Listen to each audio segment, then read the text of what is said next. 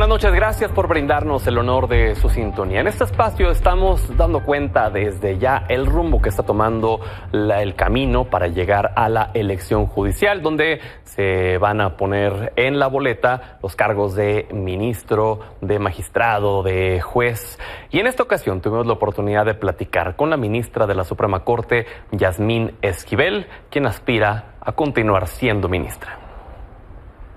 Seguimos en la cobertura rumbo a la elección judicial del 2025 y hoy le agradezco a la ministra Yasmín Esquivel que esté con nosotros. Gracias por darse la vuelta, por darnos su valioso tiempo. Al contrario, muchas gracias, Pedro, por estar aquí en el canal de televisión Milenio y por permitirme esta oportunidad de platicar acerca de la reforma al Poder Judicial. Vámonos directo, de lleno. Usted va a participar el siguiente año, ¿no? Sí, voy a participar en la próxima elección que se llevará a cabo el domingo 1 de junio de 2025, en un proceso donde se van a elegir a jueces, magistrados y ministros en todo el país. ¿Usted aspira a ser la ministra más votada y por ende la presidenta de la Suprema Corte? Para mí el más alto honor de mi vida es ser ministra de la Corte. Continuar fungiendo como ministra sería para mí un alto honor y eso es lo que pretendo, continuar en la Corte, continuar como ministra para poder transformar la justicia, cambiar aquello que se tiene que modificar en todo lo que la gente hemos escuchado y todo lo que la ciudadanía nos dice de las deficiencias en la impartición de justicia. ¿Qué les dice de esa deficiencia? ¿Qué es lo que le han comentado? ¿Qué es lo que más le duele al sistema de justicia de acuerdo a la visión de la gente? Pues mire, de acuerdo a las cifras de INEGI, Pedro, somos los jueces y magistrados los segundos peor evaluados como institución. Entonces, jueces locales y federales. Es importante que estas estructuras del Poder Judicial cambien para que los mexicanos vean que la justicia está cerca de ellos, que la justicia es una justicia de puertas abiertas, que ese es el objetivo, y que la justicia está cercana a la gente. Hoy, lamentablemente, los temas de justicia hay un adeudo importante. Esta reforma al Poder Judicial, Pedro, obedece justamente a eso, a que las personas consideran que en México no hay justicia, que los jueces se venden, que la justicia es solamente para unos cuantos que tienen la posibilidad de pagar un abogado, una asesoría jurídica. Ante todas estas deficiencias que son evidentes y que las personas lo han dicho no tan solo en los foros, lo dicen en las calles, lo dicen los medios de comunicación, la puerta giratoria, se liberan delincuentes, se tiene en prisión a gente inocente que tiene más de 2 años en prisión sin sentencia, sin saber si es responsable del delito que se les denuncia.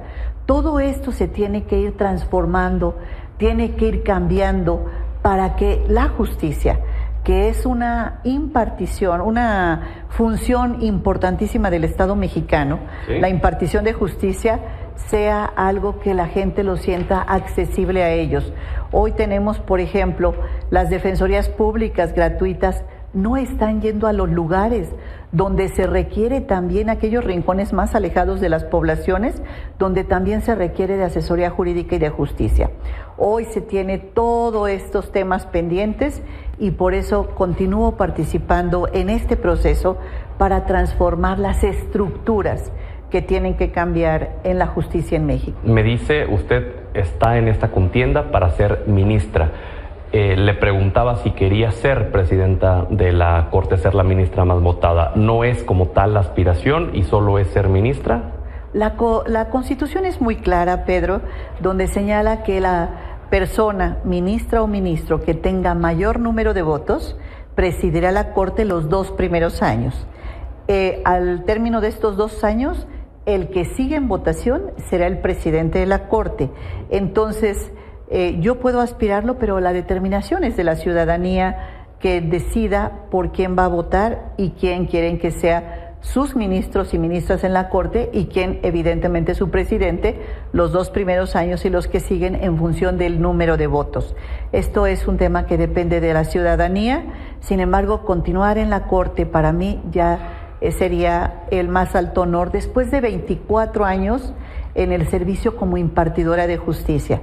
He sido magistrada de los tribunales agrarios, he sido magistrada en el Tribunal de Justicia Administrativa de la Ciudad, he sido presidenta de la Asociación Nacional de Magistrados en materia administrativa, y todo esto me ha permitido tener una vasta experiencia y el conocimiento sobre qué es lo que está pasando dentro de las estructuras del Poder Judicial de la Federación, y actualmente pues ya llevo 5 años como ministra. Y en todo ese recorrido que tiene esta gran experiencia que nos comenta desde hace muchos años, ¿a usted le ha tocado ver todas estas malas prácticas que se han dicho del nepotismo? Vaya, se ha hablado hasta de trata de personas dentro del Poder Judicial, y que ha sido la justificación, el motivo, la premisa de eliminar estas prácticas el nacimiento de esta reforma judicial. ¿A usted le tocó verlas?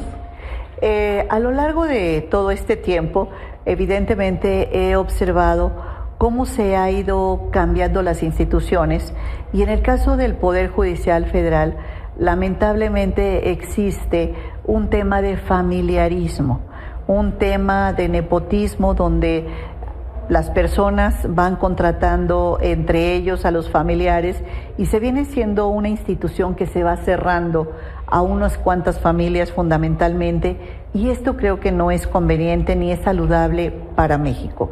Ahora bien, el tema de la corrupción es muy grave, es un cáncer que aqueja a la sociedad, que es muy delicado, pero si se da en jueces y magistrados es doblemente grave, es mayor la gravedad, porque el funcionario público debe ser una persona impecable en su actuar personal, privado y público.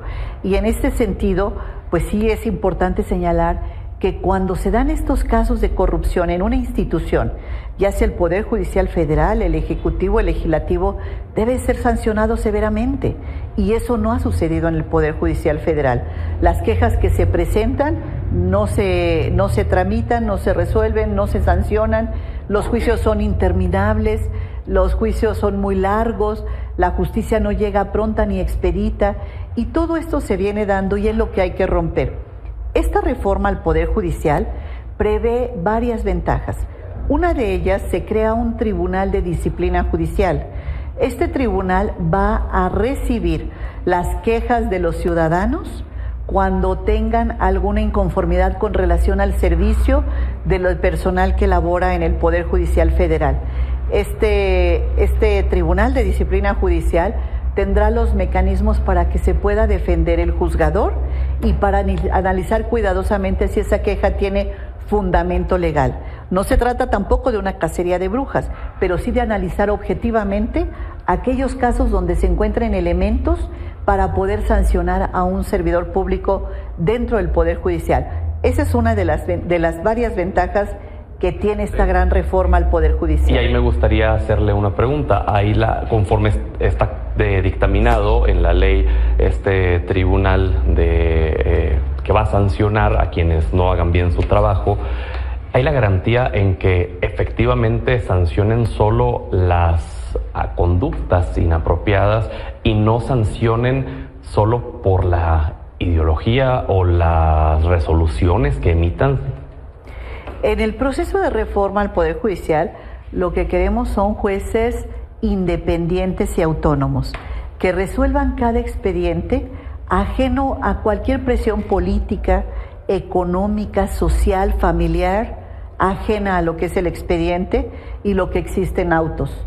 Queremos jueces independientes, autónomos, que escuchen a la gente, que escuchen a las partes, a quien les va a tocar determinar quién tiene la razón. Entonces, es importante establecer esto, porque lo que se pretende justamente con la reforma es que no haya estas injerencias externas a la hora de determinar. En eso consiste la independencia judicial, y en esa ruta es donde se tiene que trabajar, Pedro, de una manera incansable para poder lograr el objetivo, que es que la justicia en México sea una realidad. Claro, y hoy en día sí está la injerencia de partidos políticos en jueces, en magistrados, en ministros incluso, ¿o no? No, porque no debemos tener ninguna injerencia de ningún factor externo, ninguno de los juzgadores. La Constitución política señala que una de las esencias del juzgador es su independencia. Entonces, es un atributo de cada una de las personas que nos toca juzgar. Claro, pero digamos, eso es el deber ser, más en la realidad, pues hemos visto muchos casos también en donde se beneficia, incluso reuniones de propios juzgadores, magistrados, ministros con políticos. Pues eso debe ser totalmente ajeno a lo que debe responder un juzgador. El juzgador debe ser independiente y de eso es lo que se trata la reforma al Poder Judicial Federal, porque esta reforma no tan solo va a considerar, y qué bueno que me haces esta pregunta, no tan solo considera la experiencia, el conocimiento, los antecedentes académicos de la persona que aspira a ser juzgador. Esta reforma, además de ver la idoneidad, va a pasar por el escrutinio público, es decir, por el voto popular. Las personas que quieran ser jueces y magistrados el día de hoy, pues le van a deber su puesto ¿a quién? Pues al pueblo de México, a la población, porque es quien los nombró. Entonces, nunca antes va a haber mayor independencia que los jueces que van a ser electos el domingo 1 de junio del 2025. En este proceso electoral y en esta reforma al Poder Judicial Federal que se está presentando en este momento, por cierto, es muy oportuno señalar que faltan 2 días. Ya nada. El próximo domingo a las 12 de la noche se cierra los sitios para inscribirse para ser juez, magistrado o ministro de la Corte. Aquellas abogadas y abogados que nos están viendo, pues hacerles una invitación para que a través de las plataformas digitales donde de evaluación puedan inscribirse, registrar su aspiración si reúnen los requisitos y consideran que tienen la templanza, el conocimiento, la prudencia para poder desempeñar la función tan importante de ser juzgador en nuestra sociedad. Entonces tenemos todavía 2 días más para que puedan inscribirse las personas que aspiren a ocupar este puesto, abogadas y abogados. ¿Cree que se lleguen los 5,600 cargos? Digo, aspirantes. De sobra. Tenemos ahorita ya miles de inscritos en los comités de evaluación del Poder Ejecutivo y del Poder Legislativo y casi 1,000 que están llegando ya en el Poder Judicial. Entonces, sí, por supuesto, se va a rebasar la cifra de los 5,600 candidatos que deben estar en las boletas. Y respecto a quienes están en contra de esta reforma judicial, ¿los invitaría a que también se inscriban? Es importante que participen. Esta reforma judicial y su éxito está en la participación. Los que van a competir para ser candidatos, como aquellos que van a participar como ciudadanos ejerciendo su derecho a votar. Entonces, aquí se trata que todos participemos para que México tenga un poder judicial federal fuerte, un poder judicial democrático, un poder judicial que vaya para todos y que sea la justicia de puertas abiertas y para todas las personas. De eso se trata y es el objetivo y tenemos todos que participar. Este tiene que ser un gran ejemplo a nivel internacional, esta elección que se dará y que la está organizando el Instituto Nacional Electoral, un instituto, Pedro, que tiene desde 1991 llevando a cabo elecciones. Es un instituto que los ciudadanos confiamos en el INE y el INE está a cargo de esta elección del Poder Judicial Federal y a través de sus acuerdos está perfeccionando todo lo que es el proceso para llegar a que tengamos una boleta donde vengan los candidatos, estén los ciudadanos suficientemente informados para determinar por quién quieren votar. El INE ha pedido que se aplace la elección por 90 días. ¿Qué opina usted de esto? Bueno, el INE seguramente está revisando y analizando cuidadosamente la operatividad de esto. Sin embargo, a mí me parece que los plazos y el tiempo que falta es el suficiente para que puedan organizarse. Son 200 días lo que falta para la elección. Hay tiempo suficiente para que puedan llevar a cabo este proceso de capacitación a los funcionarios de casilla y esta organización en la que tienen muchísima experiencia. Los consejeros del INE son personas con una gran experiencia electoral que van a saber conducir el proceso adecuadamente. Claro. En eso tenemos confianza, sin duda alguna, Pedro. ¿Les han comentado algo respecto a las campañas? ¿Qué lineamientos van a tener? ¿Cómo serán? Sí, la Constitución Política de los Estados Unidos Mexicanos la reforma al Poder Judicial, que por cierto es una reforma que viene y conviene. Esta reforma al Poder Judicial prevé los plazos de campaña, que son 60 días durante el mes de abril y mayo. Inician el 30 de marzo y concluyen a finales de mayo, para que la elección se lleve a cabo el primer domingo de junio de 2025. En estas campañas, en este proceso de campaña de 60 días, está prohibido el dinero público y privado en las campañas.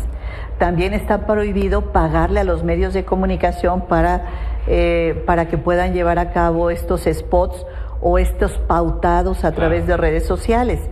Pero lo que sí está permitido es el uso de redes sociales, está permitido la utilización de papel biodegradable para que los ciudadanos puedan conocer quiénes son sus candidatos durante estos 60 días. Es decir, trípticos, entregarlos. De trípticos o dípticos, o una especie de documentos donde se pueda publicar quiénes son los aspirantes. Entonces, será mediante estos dos mecanismos, el uso de redes sociales y el uso de papel biodegradable, es lo que permite la Ley General de Instituciones y Procedimientos Electorales, que se aprobó recientemente en la Cámara de Diputados. Entonces, hoy vamos rumbo ya a la reforma al Poder Judicial. Esta reforma al Poder Judicial que yo he expresado que viene y conviene porque transforma las estructuras y la base del propio Poder Judicial Federal. Garantiza que se eliminen todo lo que está mal hoy en día del Poder Judicial. Esta reforma, así tal cual como está ya estipulada en la Constitución, ¿hay garantía de que eso se va a eliminar, de que va a cambiar realmente? Pues es el objetivo. Sí se va a eliminar todo este tipo de prácticas. Hay que participar todos, acudiendo a ejercer el derecho del voto, pero lo más importante aquí es que todas estas estructuras que se van a mover son 1.700 jueces a nivel federal. Los que en este momento nos encontramos son 1.700 juzgadores. De estos 1.700, 881 cargos son los que se van a renovar. Se van a elegir juzgadores en 881 cargos. De estos 881, es importante señalar que el 30% de los juzgadores en funciones van a participar en este proceso. Gente que tiene conocimiento, experiencia, que ya ejerció la función de juzgador, que ya llevó a cabo todo este desarrollo de llegar por méritos, por exámenes de oposición, por antigüedad, que ejerce hoy la función. El 30% son juzgadores, juezas y magistrados, magistradas en funciones, que han aceptado participar con estas nuevas reglas y someterse al escrutinio social. Eso es fundamental, claro, porque ese 30% ya se encuentra en la boleta. Es decir, estamos hablando de personas con el gran compromiso del cambio y de la transformación en el Poder Judicial de la Federación, que ya están dentro del Poder Judicial. Ahora bien, en el resto hay secretarios que están participando y personas que ya integran el Poder Judicial Federal, que están participando activamente y se están inscribiendo en los comités. Yo conozco cientos de personas que trabajan en el Poder Judicial Federal, se están inscribiendo en los comités de evaluación para aspirar a ser candidatos a jueces, magistrados y ministros, así como población de juzgadores, de abogados y abogadas, que es la primera vez que van a participar. Hablemos sobre su visión ya una vez pasando esta elección.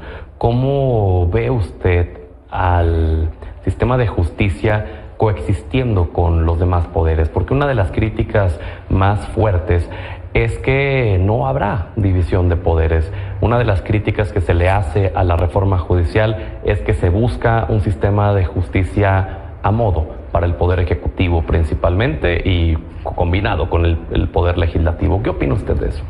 Mira, Pedro, aquí lo más importante es que vamos a tener jueces con un gran compromiso social, porque son jueces que vienen del voto popular. Estos jueces, magistrados, magistradas, ministros, ministras, que vienen del voto popular, tienen una gran representatividad en la sociedad.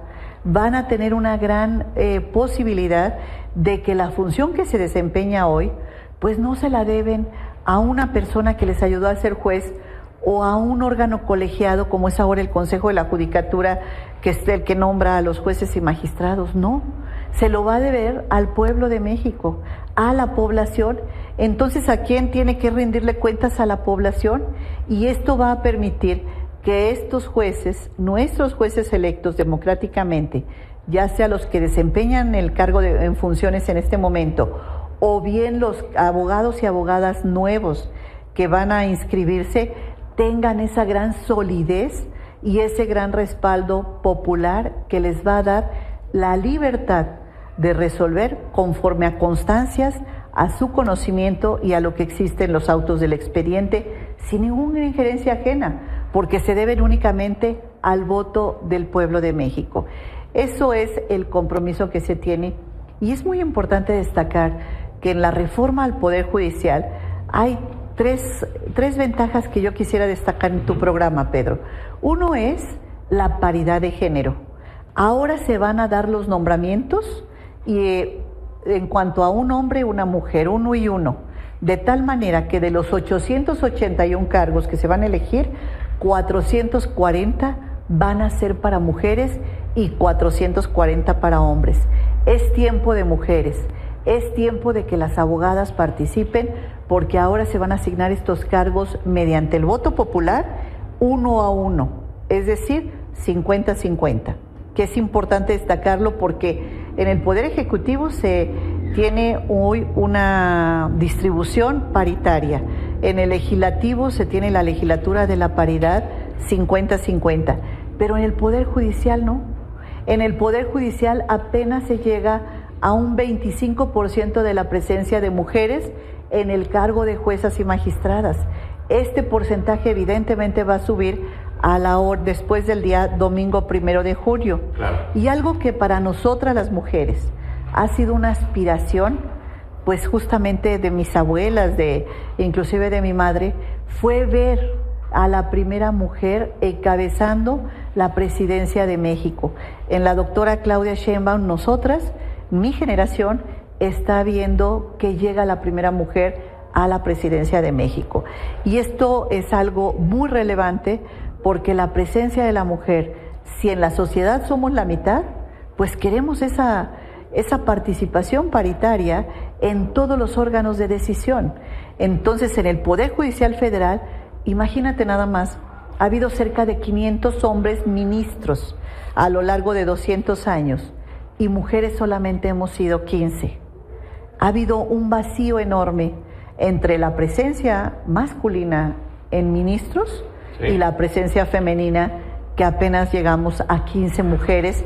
Justamente en la administración anterior del presidente Andrés Manuel López Obrador llegamos 4 mujeres al Pleno de la Suprema Corte de Justicia de la Nación, pero siempre había sido un espacio reservado exclusivamente para hombres. Claro, me gustaría que estos minutos que nos restan los dedicáramos hacia usted, en su persona, en sus ideales, en sus creencias. Primero que todo, me gustaría, y creo que a la gente también, saber qué causas defiende Yasmín Esquivel. Hace 40 años ingresé al servicio público, Pedro. En ese momento me di cuenta que mi compromiso era servir a los demás.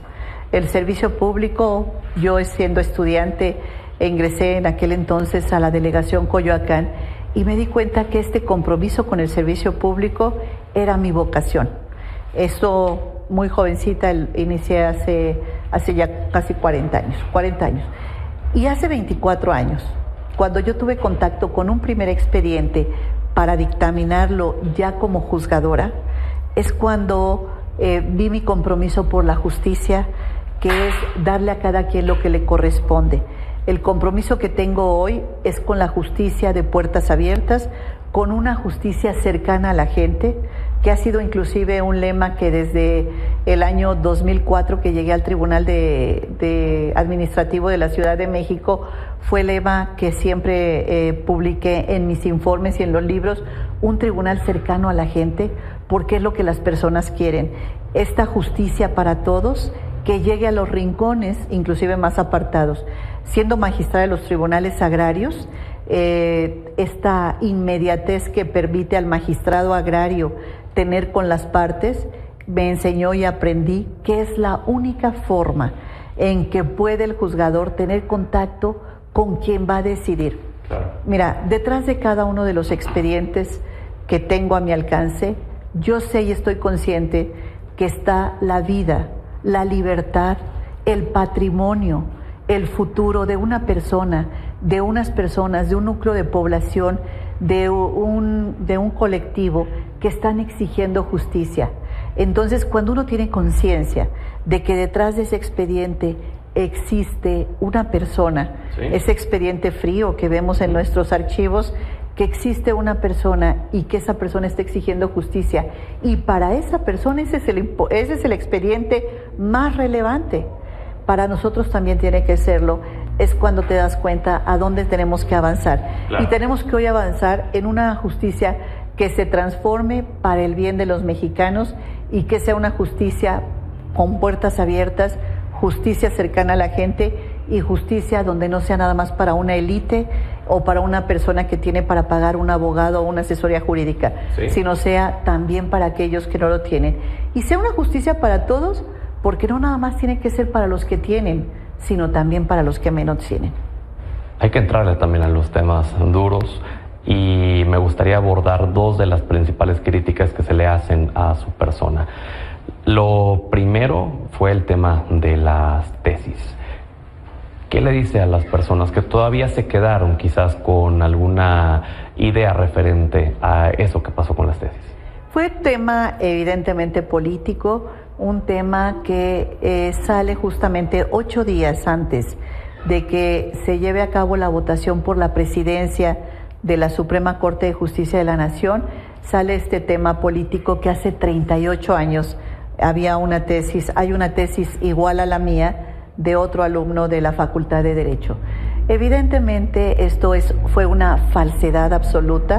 Entonces yo, como mujer de leyes, acudí inmediatamente a las instituciones de justicia, tanto a la Fiscalía como a los tribunales, para acreditar que yo fui la autora de la tesis. Acudieron mis maestros, la directora de la tesis, la presidenta del sínodo, que fue la misma directora de la tesis, mis compañeros. Presentamos todas las pruebas en materia de grafoscopía, caligrafía, en materia forense, y los jueces analizaron cuidadosamente quién tenía la razón y determinaron que la autora de la tesis soy yo, e inclusive tengo el certificado de derechos de autor donde me acredita que soy la autora de la tesis. Evidentemente fue un tema político, cobarde, pues obviamente de los opositores a que yo llegara a la presidencia de la Corte. ¿De los ministros opositores? A los opositores, pues a un grupo conservador que estuvo en contra del proyecto de transformación del Poder Judicial Federal, y este grupo conservador pues presenta este tema totalmente falso, cobarde, generan un tema mediático que por supuesto afectó el proyecto de llegar a la presidencia de la Corte. Lograron su objetivo, pero hoy, 2 años después, te puedo decir, Pedro, que tengo la misma fortaleza o más que hace 2 años para que vayamos combatiendo todas aquellas prácticas y corruptelas que desde hace 1 año y medio me planteé cuando presenté mi proyecto para llegar a la presidencia de la Corte.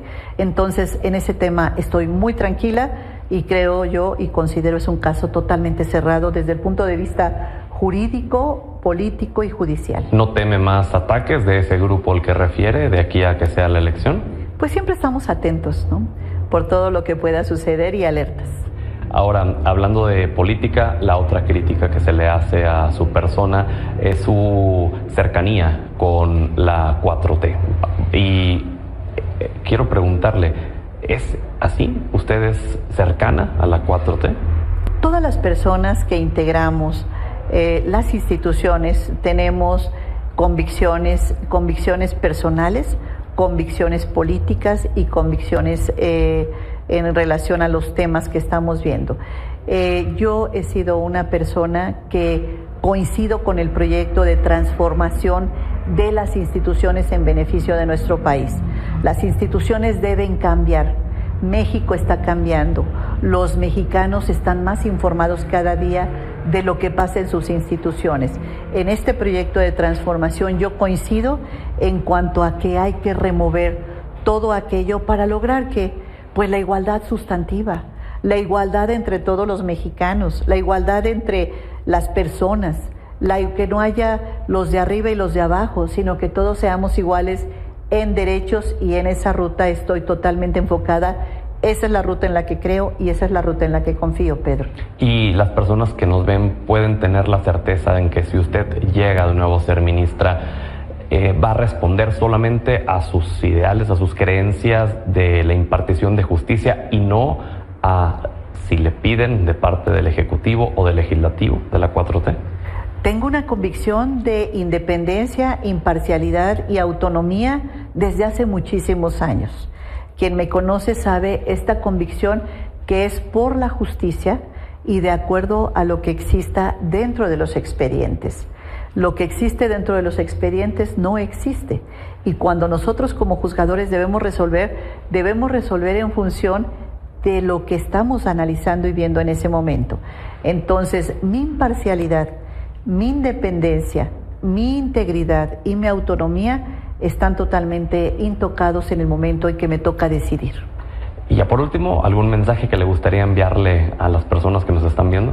Sí, que confiemos en la reforma al Poder Judicial, esta reforma al Poder Judicial Federal que viene, que conviene y que va a transformar la justicia en México. Gracias, ministra. Qué honor tenerla con nosotros. Muchísimas gracias, Pedro. El honor ha sido para mí. Pausa, ya volvemos.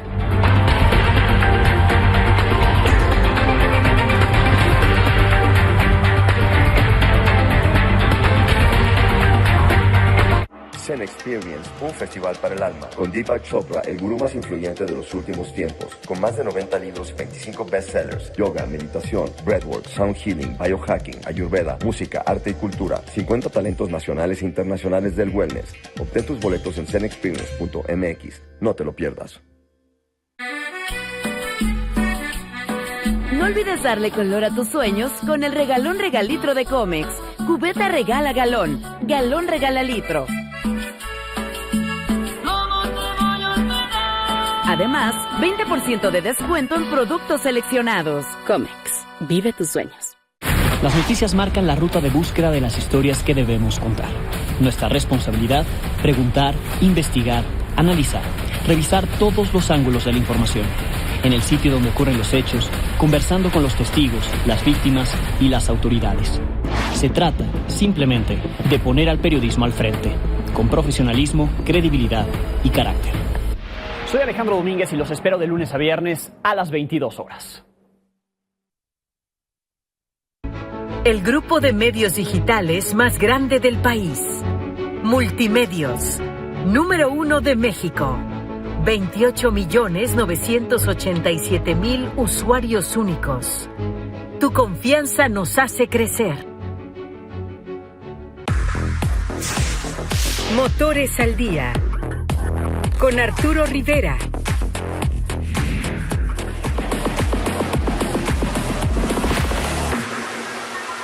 Motores al Día, siempre con la mejor información automotriz. Sábado, 17:45 horas. Por Milenio Televisión.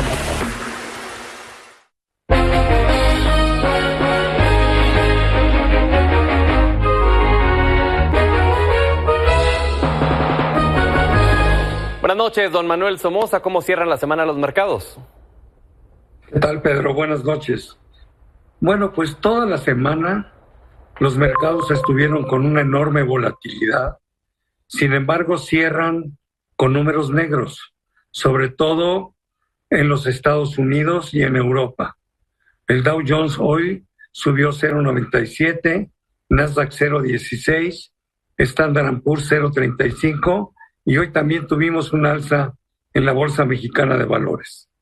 Los índices norteamericanos en la semana subieron alrededor de 1.7%, lo cual es muy bueno. Los índices asiáticos se contrajeron un poco en Japón y en China, y eso es lo que tuvimos.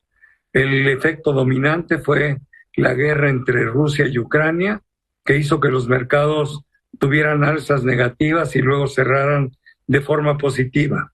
Y el otro factor que también estuvo influyendo, pues fue el discurso o los muchos discursos de funcionarios de la Reserva Federal indicando que las tasas van a la baja, sin embargo lo van a hacer en forma mucho más lenta que lo que antes se estaba pronosticando.